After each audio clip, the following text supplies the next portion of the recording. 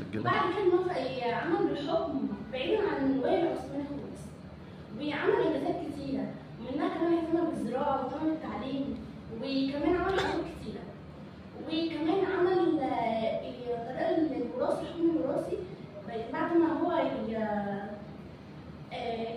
ينفذ بالحكم، بعد كده أبنائه هم اللي يحكموا وأحفاده.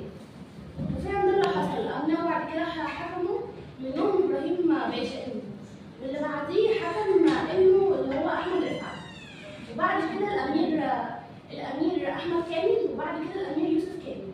طبعا النهارده القصة بتاعتنا مع القصر اللي هو بتاع ابنه حفيد محمد علي باشا الكبير، اللي هو الأمير يوسف كامل.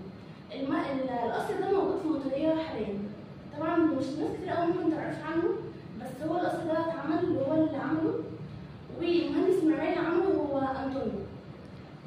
طبعا القصر طبعا احنا عارفين كل القصور اللي بناها الأسرة العلوية، اللي بنتها الأسرة العلوية طبعا بتبقى فخمة وتصبح بتبقى مهمة جدا. وفي صوري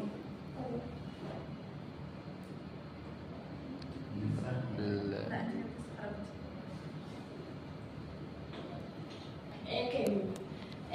طبعا هو عمل القصر ده في المطرية، والقصر بيجمع من الطراز الفرنسي والإيطالي وكمان الفن الصيني. فطبعا كانت يعني قصر فعلا هو فيه مفيهوش حاجات سياسية كتير قوي، بس القصر فعلا حاجة فعلا تحفة فعلا معمارية اتعملت.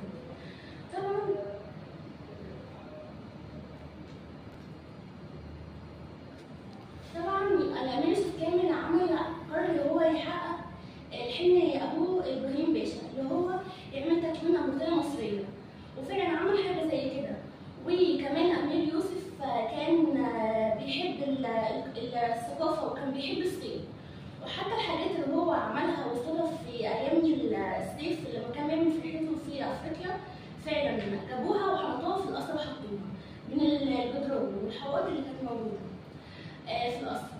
كمان عمل مدرسة للفنون الجميلة، وعمل كمان جمعية محب للفنون الجميلة.